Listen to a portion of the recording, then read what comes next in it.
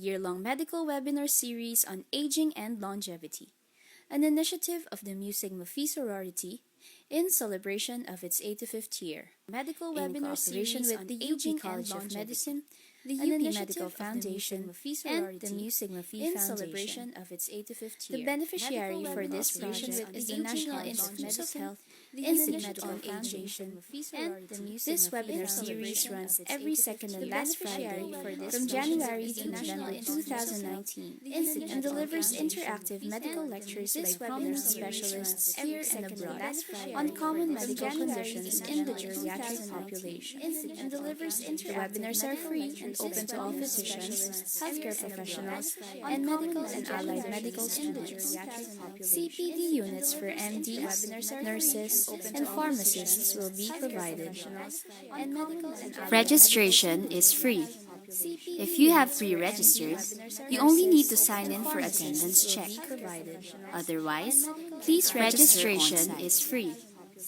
Just click on the links for today's webinar at the bottom of the UPM livestream window or in the description box of FB Live or YouTube Live. This is an important step that you need to do to have your attendance recorded and to receive the link to the evaluation form. Once you sign in for attendance, the post-webinar confirmation email will be sent within 12 to 24 hours receive the link and the evaluation form.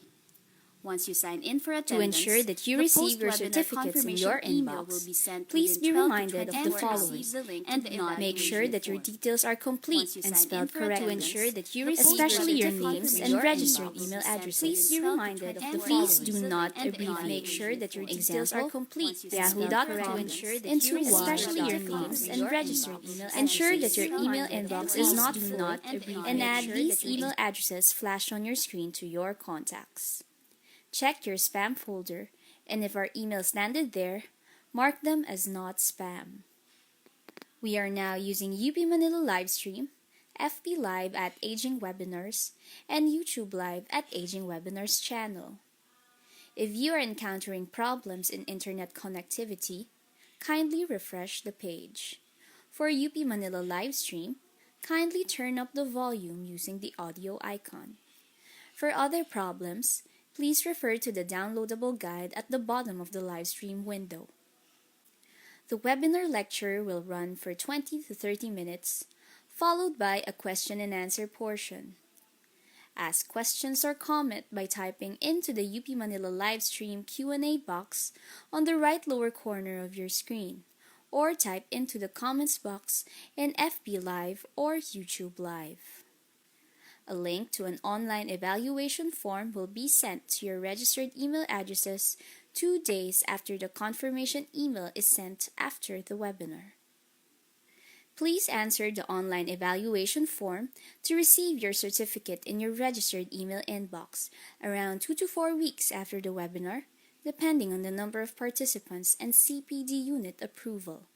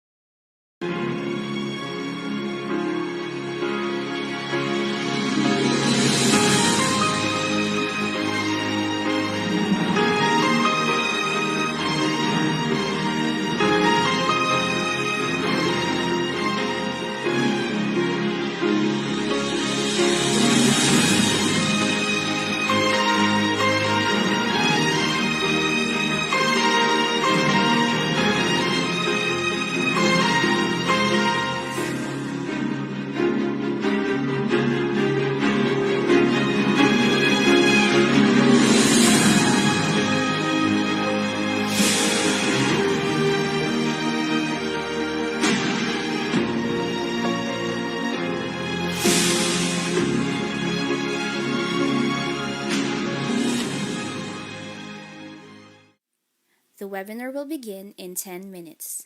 Please stand by.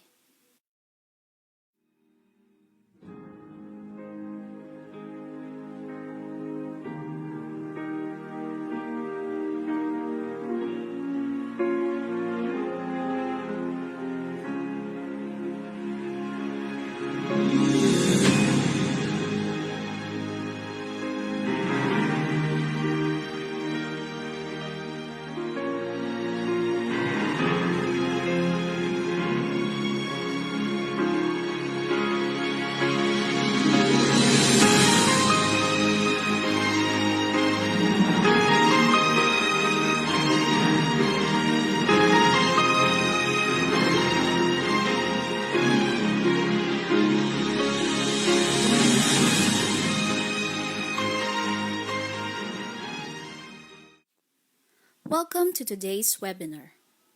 This is part of a year-long medical webinar series on aging and longevity, an initiative of the Mu Sigma Phi sorority in celebration of its 85th year, in cooperation with the UP College of Medicine, the UP Medical Foundation, and the Mu Sigma Phi Foundation. The beneficiary for this project is the National Institutes of Health Institute on Aging. This webinar series runs every second and last Friday from January to November 2019 and delivers interactive medical lectures by prominent specialists here and abroad on common medical conditions in the geriatric population. The webinars are free and open to all physicians, healthcare professionals, and medical and allied medical students. CPD units for MDs, nurses, and pharmacists will be provided. Registration is free. If you have pre-registered, you only need to sign in for attendance check. Otherwise, please register on-site. Just click on the links for today's webinar at the bottom of the UPM livestream window or in the description box of FB Live or YouTube Live. This is an important step that you need to do to have your attendance recorded and to receive the link to the evaluation form. Once you sign in for attendance, the post-webinar confirmation email will be sent within 12 to 24 hours and not immediately. To ensure that you receive your certificates in your inbox, please be reminded of the following. Make sure that your details are complete and spelled correctly, especially your names and registered email addresses. Please do not abbreviate. Example, yahoo.com into y.com. Ensure that your email inbox is not full and add these email addresses flashed on your screen to your contacts.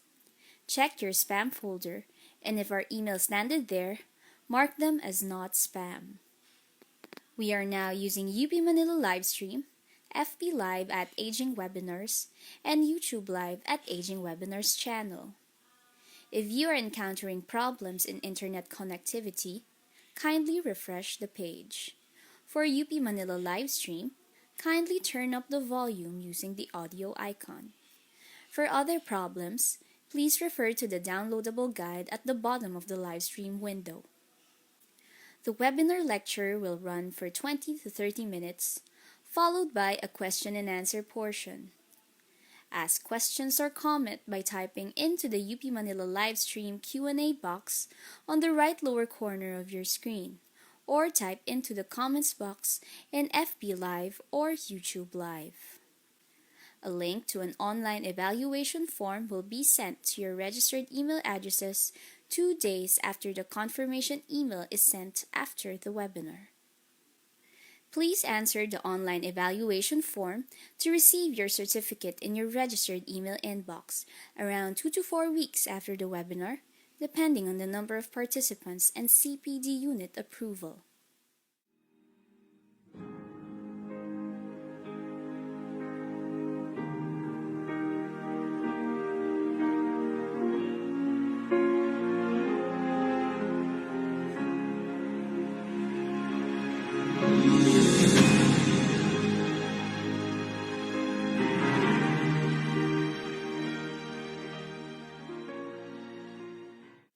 The webinar will begin in 5 minutes. Please stand by.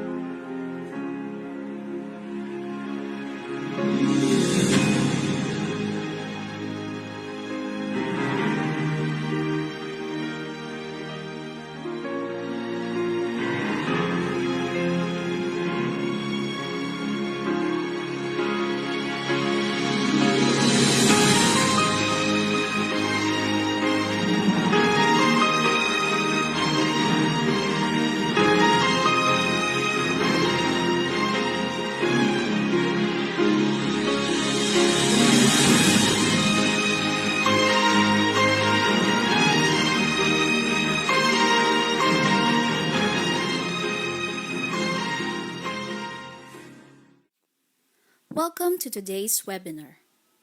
This is part of a year-long medical webinar series on aging and longevity, an initiative of the Mu Sigma Phi sorority in celebration of its 85th year, in cooperation with the UP College of Medicine, the UP Medical Foundation, and the Mu Sigma Phi Foundation. The beneficiary for this project is the National Institutes of Health Institute on Aging. This webinar series runs every second and last Friday from January to November 2019 and delivers interactive medical lectures by prominent specialists here and abroad on common medical conditions in the geriatric population. The webinars are free and open to all physicians, healthcare professionals, and medical and allied medical students. CPD units for MDs, nurses, and pharmacists will be provided. Registration is free. If you have pre-registered, you only need to sign in for attendance check. Otherwise, please register on-site. Just click on the links for today's webinar at the bottom of the UPM livestream window or in the description box of FB Live or YouTube Live. This is an important step that you need to do to have your attendance recorded and to receive the link to the evaluation form. Once you sign in for attendance, the post-webinar confirmation email will be sent within 12 to 24 hours and not immediately. To ensure that you receive your certificates in your inbox, please be reminded of the following. Make sure that your details are complete and spelled correctly, especially your names and registered email addresses. Please do not abbreviate. Example, yahoo.com into y.com. Ensure that your email inbox is not full and add these email addresses flashed on your screen to your contacts. Check your spam folder, and if our emails landed there, mark them as not spam. We are now using UP Manila Livestream, FB Live at Aging Webinars, and YouTube Live at Aging Webinars channel. If you are encountering problems in internet connectivity, kindly refresh the page. For UP Manila Livestream, kindly turn up the volume using the audio icon. For other problems, please refer to the downloadable guide at the bottom of the livestream window.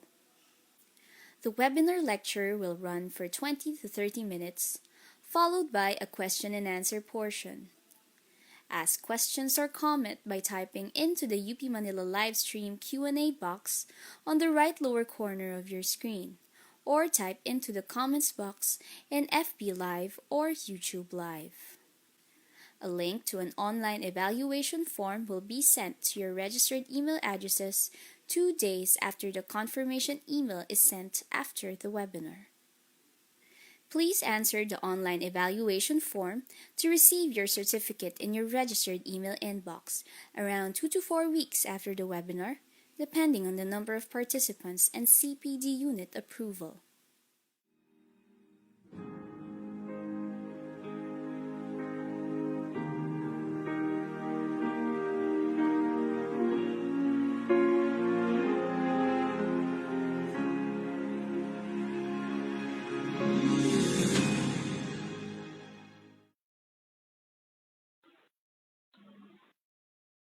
Good morning, everyone. I am Maria Jerica Claudine Torrado Santa Rosa, Mu Sigma Phi Sorority Batch 2009, speaking in behalf of the Aging and Longevity Set webinars team of the Mu Sigma Phi Sorority.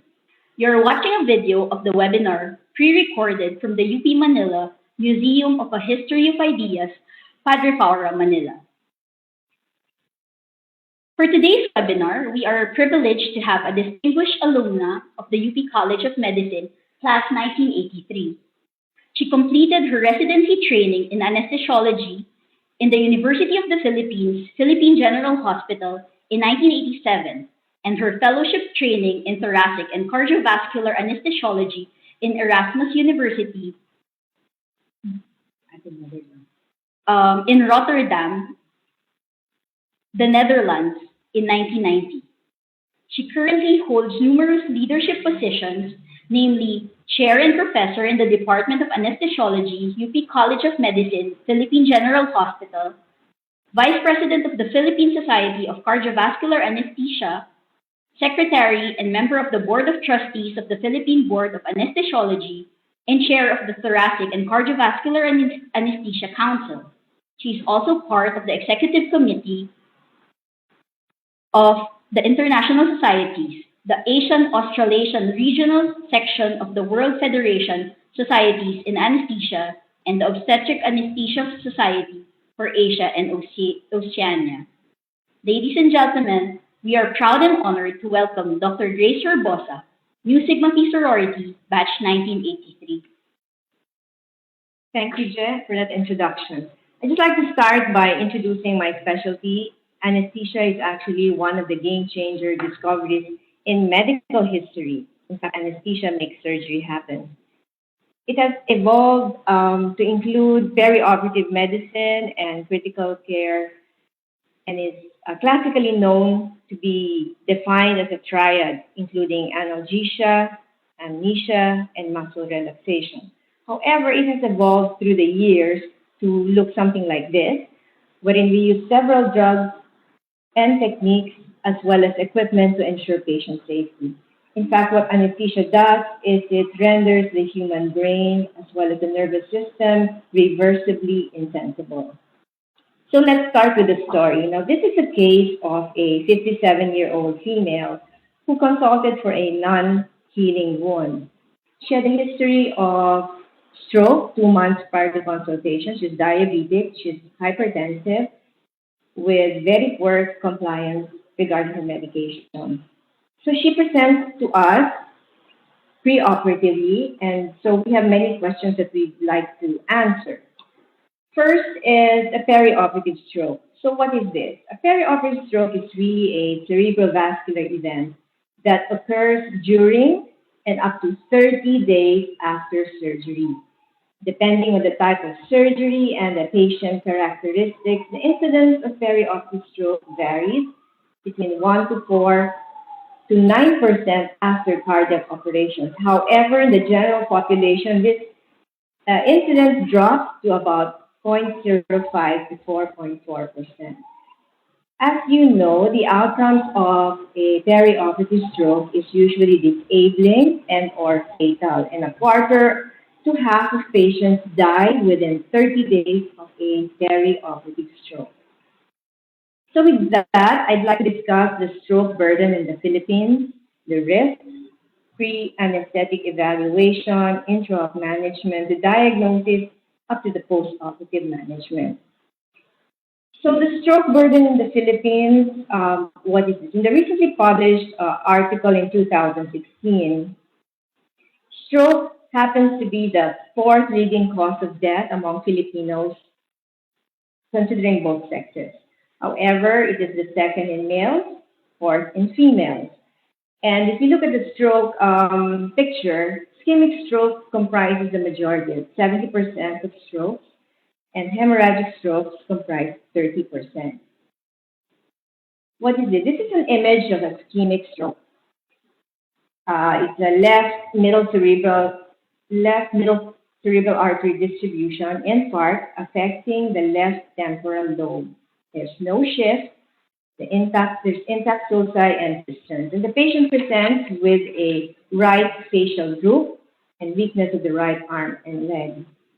Now, just to review, ischemic stroke is really caused by a reduction in blood flow, either by a thrombus, an embolus, or hypoperfusion.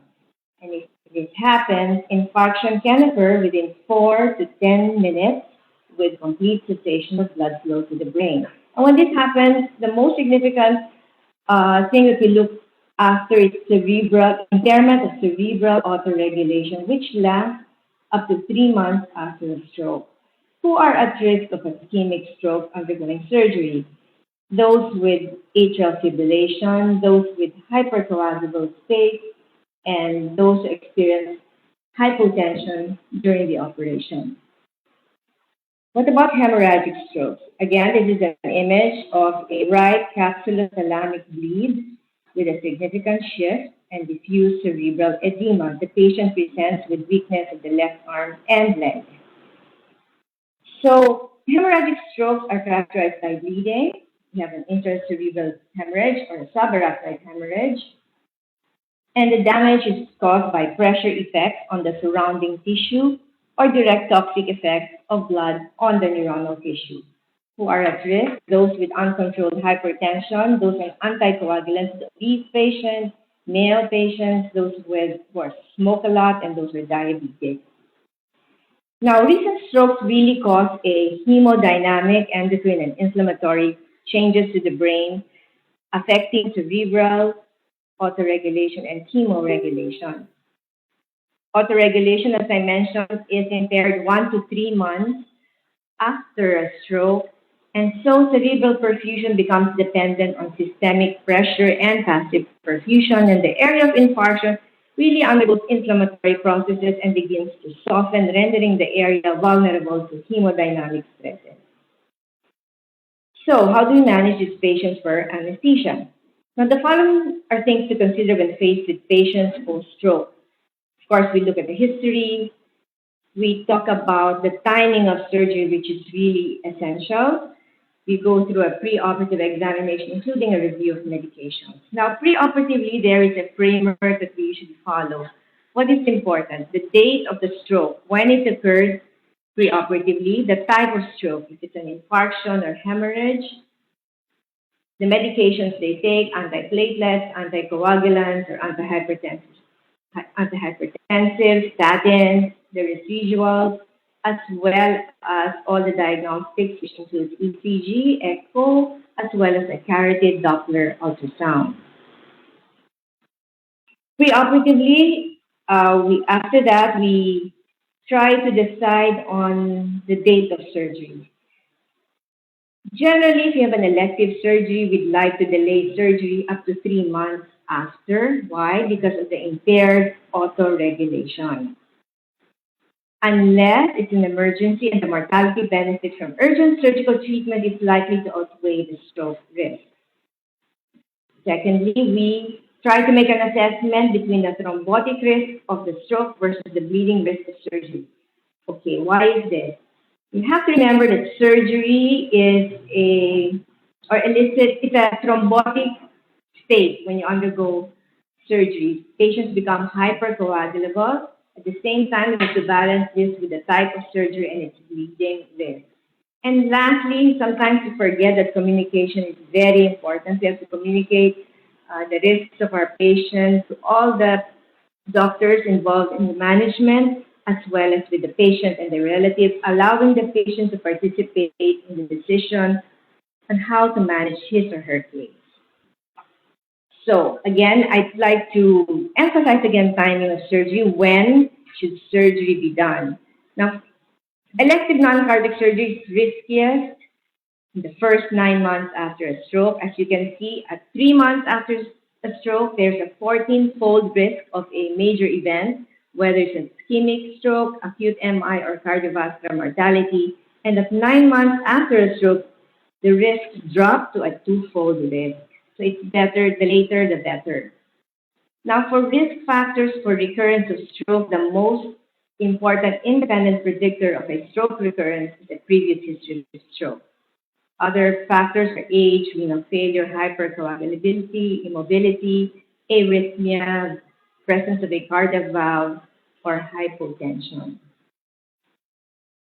As I said earlier, surgery induces inflammation, so does anesthesia, and it is a hypercoagulable state. Plus, you consider the post-operative immobility of the patient after surgery and the discontinuing of anticoagulants that they take, making a patient at risk for a thrombotic event intraop. So how do we balance between the bleeding and thrombotic risks of patients undergoing surgery?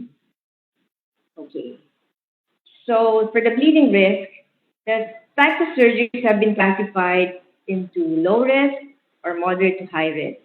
Now this is a table that shows you that low risk surgeries include dermatologic surgeries, glaucoma, cataract surgeries, dental procedures, lap colon, or biopsy of a compressible site. Moderate to high risk surgeries for bleeding include neurosurgical procedures, spine procedures, thoracic, orthopedic surgery, breast surgery, and liver surgery. So our patient has been classified as a low to moderate bleeding risk. So this is just a debridement, depending on the vascular supply.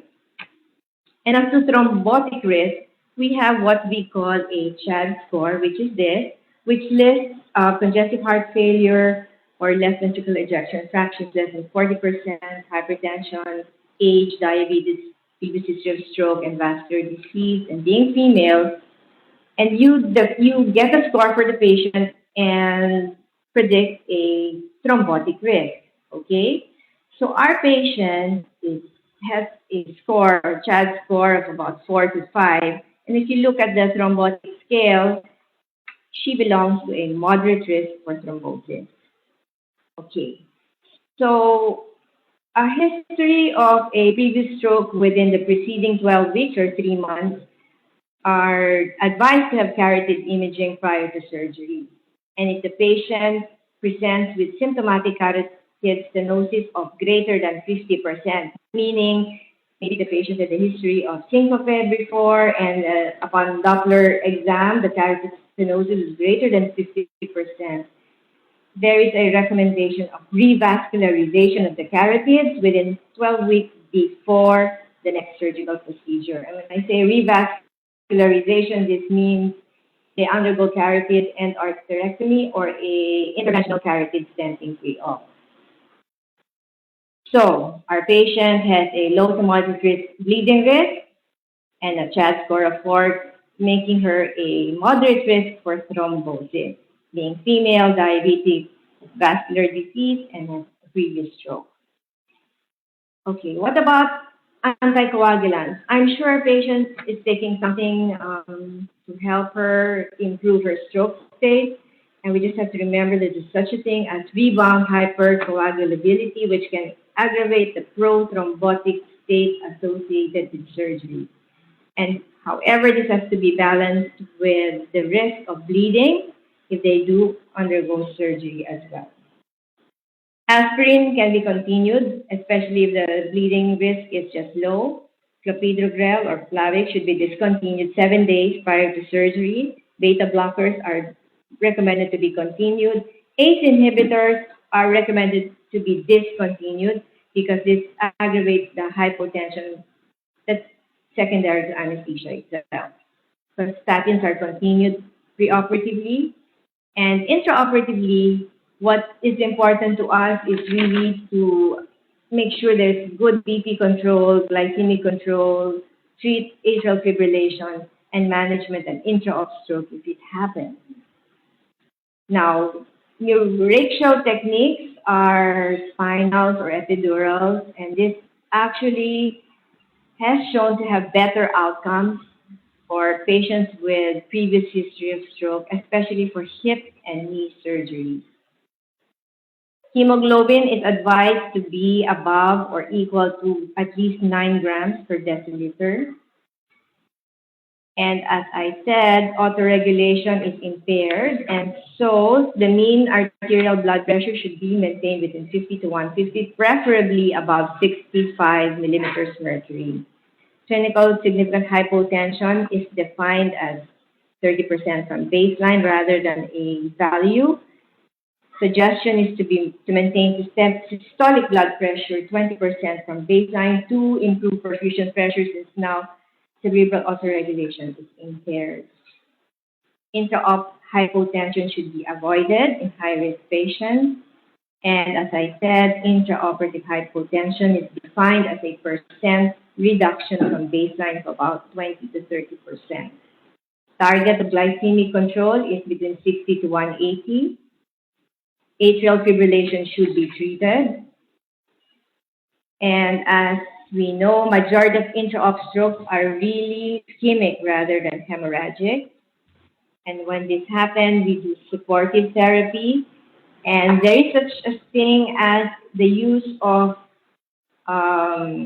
tissue plasminogen activators, the recombinant type, which is used to dissolve the clots in the vessels. However, since this patient underwent surgery, it becomes relatively contraindicated 14 days after major surgery, and so the treatment should be using a mechanical catheter to remove is probably the best method for this patient. The recombinant tissue plasminogen activator is actually alteplase. It's available in government hospitals, and in fact, it's nice to know that the Department of Health in 2016 has made this alteplase available in 26 government hospitals for free. Alteplase is generally about 80,000 per vial, but in an acute event like a stroke, this is extreme importance in the management of an acute stroke. I just projected here the hospitals, the government hospitals where it's available. At the Philippine General Hospital, Alteplase is available, so that's good for our patients. And if you do start and decide to use Alteplase and manage our patients who have a recurrence of your stroke post-operatively, we have to control the systolic blood pressure is less than 180, and the diastolic pressure should be, again, less than 105 with our antihypertensive drugs. Aspirin is not recommended at present. We supplement with oxygen, airway support, or ventilator assistance if needed. We do baseline ECG and troponin assessment. And most important is really to have in the hospital an organized brain attack protocol for emergency evaluation of surgical patients with suspected perioperative stroke. And the way to assess our patients post-operatively can be quite tricky because they just emerge from anesthesia. And they recommend the National Institute of Health Stroke Scale to evaluate our stroke patients, together with emergency imaging of the brain to further improve the diagnosis of an acute post-operative stroke. Now, what are the diagnostic tools for screening a perioperative stroke in general surgery? What is the ideal stroke scale? One, it should be easy to administer, it should be quick, in a minute, it should be able to detect neurological deficits quickly after cerebrovascular event.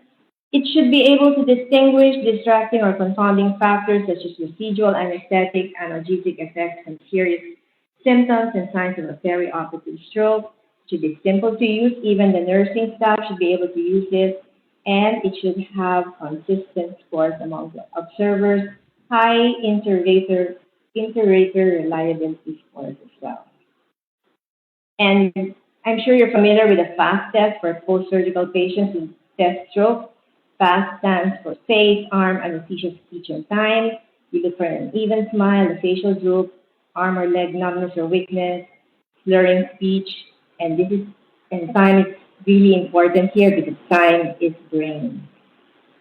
The NIH stroke scale is projected as such. It's a little complicated, but again, it can be done in 4 to 5 minutes. This is the recommended scale for post-operative patients, and if you have a score greater than 16, the probability of death increases. If you have a score less than 6, then the patient probably will recover. So there's actually no consensus statement as to anesthetic management of post-stroke patients. For non-neurosurgical procedures, we avoid extremes of blood pressure, maintain normal glycemia, adjust your anticoagulants. Neurational anesthesia, surprisingly not contraindicated, and supportive measures in cases of intraoperative stroke. Let's go back. Our patients are 57 female for the Bridgman's diabetic post-stroke 2 months before surgery. She has certain risk factors. She's female, diabetic, previous stroke. She's anemic, decreased renal function, and so she's going to undergo a moderate risk surgical procedure. Her risk for a perioperative stroke ranges from 0.7% to 1.9%. We try to delay surgery to 1 to 3 months if possible. Continue anticoagulation for minor surgeries, discontinued for major surgeries. Beta blockers and statins are continued. We might consider any ratio technique for her, continue the beta blocker, keep the hemoglobin above 9, maintain normal glycemia, avoid intra-op hypotension, and hypotension is defined as a percent reduction from baseline blood pressure. And again, the most important is really to have an organized brain attack protocol, which everybody knows in the post-anesthesia care unit, including the nursing staff. We use a stroke rating scale, the NIH stroke scale, coupled with the imaging of the brain. We may start RTCA or mechanical thrombolysis if needed. Treat hypertension. Aspirin is not recommended. Give supports with oxygen, ventilator assistance, ECG, and troponin post-op. So we don't end there, because the stroke research really at present should be reconceptualized to answer questions and its relationship to anesthesia and neurotoxicity. As you can see, the stroke penumbra pathophysiology shares many important cellular and molecular traits together with proposed mechanisms of anesthesia and neurotoxicity. In stroke, as well as anesthesia and neurotoxicity, there is an increase in tumor necrosis factor, the interleukins, increase in calcium, increase in the mitochondrial permeability transition 4, increase in reactive oxygen species, as well as apoptosis. So now that before we always thought that anesthesia is entirely reversible, well, many researchers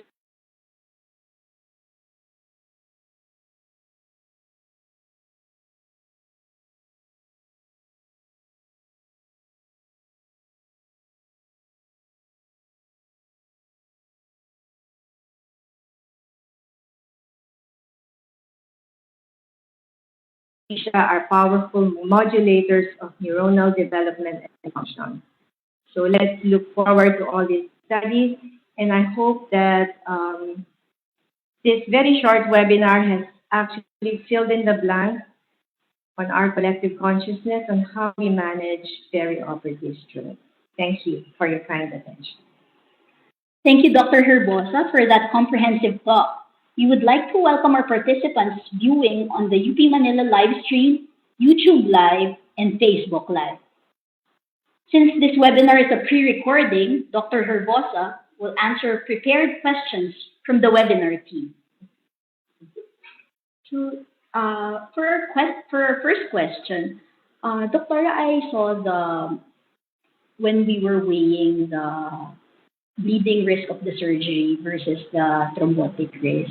So, with regards to the bleeding risk, if this is a low risk surgery, let's say for example an elective laparoscopic cholecystectomy, should we still wait for the 3 months prior to undergoing the procedure? The wait is really whether it's elective or not. A laparoscopic cholecystectomy generally is a elective operation unless there are signs of cholangitis. So I guess if the patient is in pain, let's say, and the surgery has to be done, the recommendation is to do a carotid Doppler just to make sure that her carotids are okay and to find out if she needs revascularization preoperatively. Otherwise, the patient and the patient's relative should be made aware of the risk. Yes. Because sometimes we just, the way we do it, like this patient, she probably has a stroke. She has a minor residual, maybe just weakness of the left arm and leg, and they're walking, with support.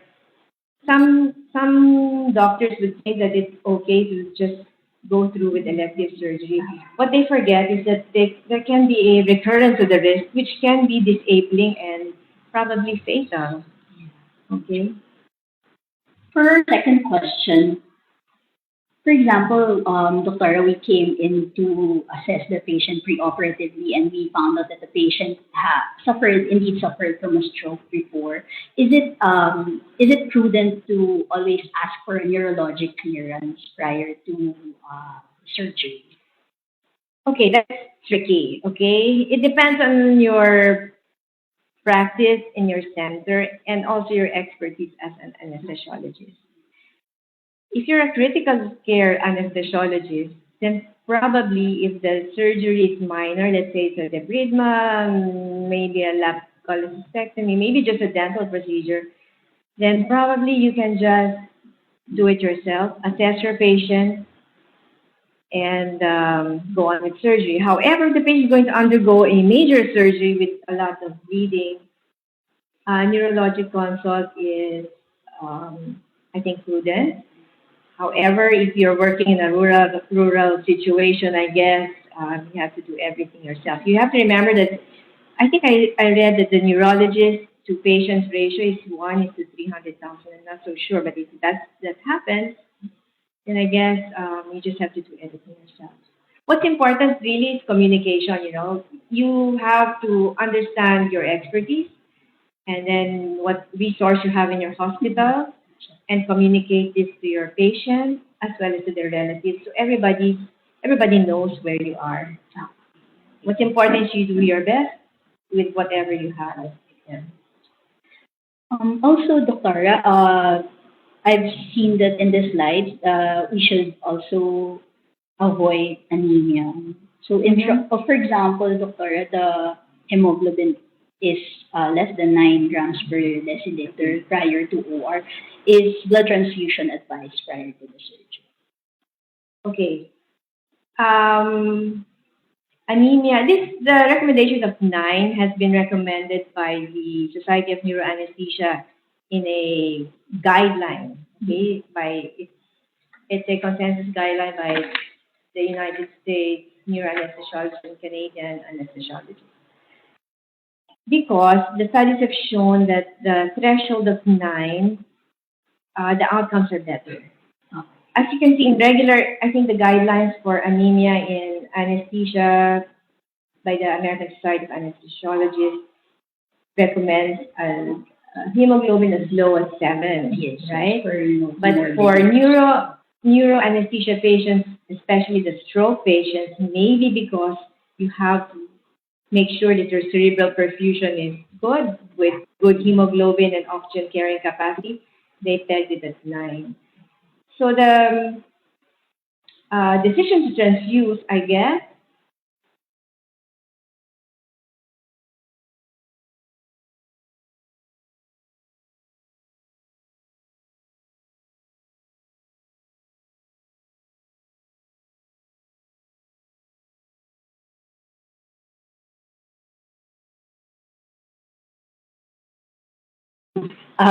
if, for example, when you administer the fast test and it is found to be positive, uh, what is considered the time of onset of the stroke for the okay, intraoperative stroke? intra-op stroke can never be detected Mhm. because, syempre, they're under anesthesia, di ba? Yes.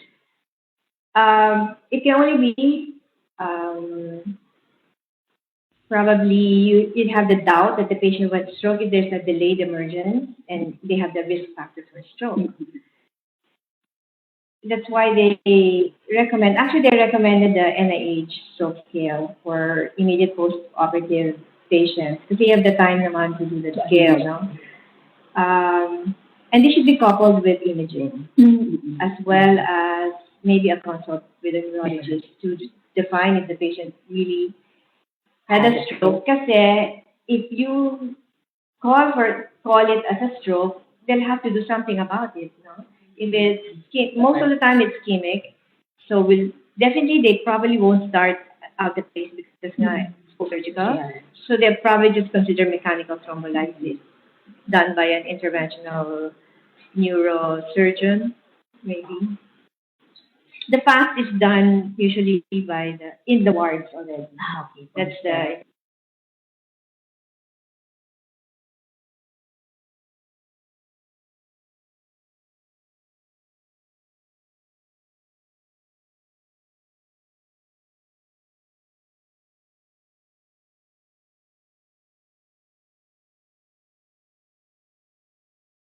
Patients in the elderly who have suffered a perioperative stroke. okay. It's not unusual. It's just maybe the time they emerge. That's why we like in anesthesia now. We'd like to use short acting drugs, those that can be metabolized easily and fast. We'd like to reverse all our anesthetics if possible, so that we'll be able to assess the neurologic status of our patients as soon as possible. In fact, the outcomes of a perioperative stroke is worse, okay, than a community-based stroke because there's so many confounding factors. So residual anesthesia, post-operative immobility, which can be secondary to pain, or maybe the surgery itself can be misconstrued as pain, but rather the patient has already had a stroke.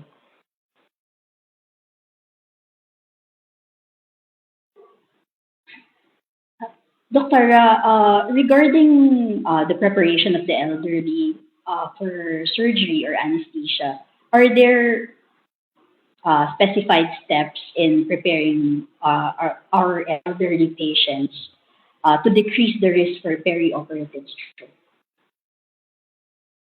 Preparation is, I don't know how healthy they are. It's really to find out their comorbid, diba? The age is already a risk factor. Then you find out if they've had a previous stroke, renal failure, hypertension, the statins. Important is the heart rhythm. Are they sinus or in AF? The AF is always an increased risk for thrombosis. Yeah. And their baseline cognitive function. I guess we have to know that. Yeah, because it shouldn't be worse than before. With regarding post-op management, Doctor, with regards to pain management, are there better drugs that you can give, or are there certain class of drugs that are better than other kinds of drugs with regards to pain management? The trend now for post-op pain management is really to go away from opioids, right? So we try to do multimodal, meaning you do paracetamol, we do NSAIDs, if not contraindicated. We do blocks. We do a simple local infiltration will help tremendously for post-operative pain. If you can do a peripheral nerve block on top of your regular anesthetic, then that would be good. We can, if your patient has a neuropathic pain, let's say, I say usually stroke patients have neuropathic pain, meaning so they're on gabapentins and all that stuff, then maybe we can continue that as well. And reassurance, reassurance. When the elderly emerge from anesthesia, what's important is really to be there, assure them, give them their glasses if their vision is impaired, have somebody familiar so they don't go into post-operative delirium. And, these are important things to make them comfortable. Actually, with any patient, we should reassure them. Okay.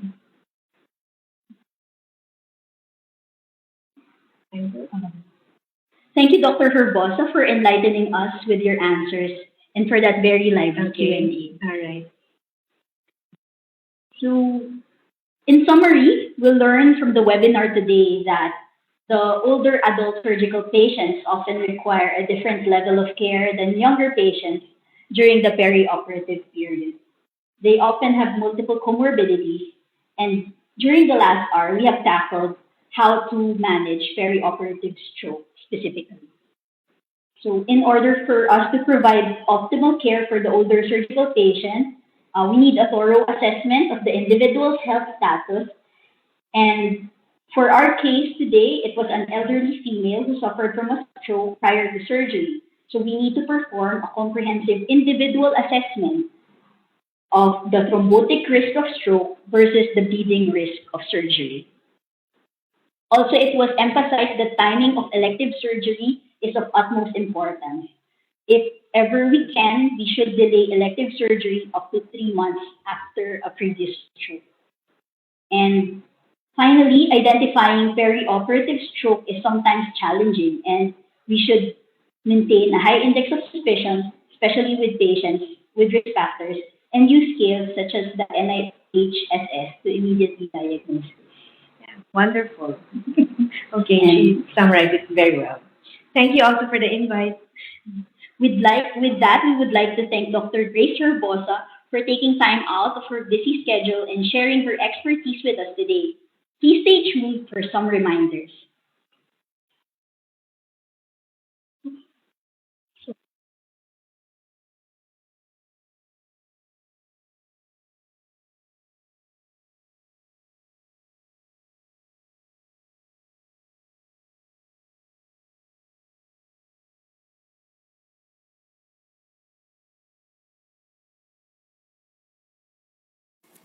The Aging and Longevity Medical Webinars team of the Mu Sigma Phi sorority would like to thank our partners, the UP College of Medicine, UP Medical Foundation, and the Mu Sigma Phi Foundation. We are also grateful to support from the Postgraduate Institute of Medicine, UP Manila Information Management Service, BOSTASTI, the PRC Board of Nursing, Merck, Sharp and Dom, and the UP Manila Museum of a History of Ideas. Most of all, we thank you, our participants, for spending your lunch hour with us. To receive your certificates of attendance, kindly answer the evaluation form by visiting the link on your screen within 2 days. The certificates will be emailed to your registered email addresses within 2 to 4 weeks. Here is a quick view of the schedule of our upcoming webinars.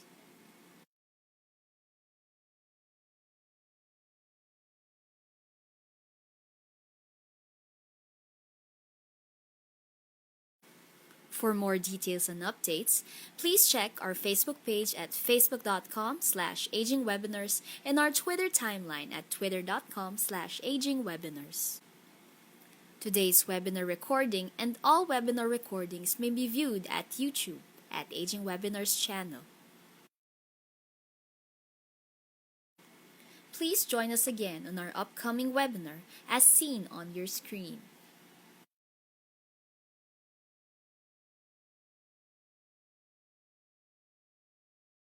We are also announcing the launch of the OB Pearls book. Get your copies now. We would also like to invite you to attend the UP Med webinars every Wednesdays. Thank you and have a great day.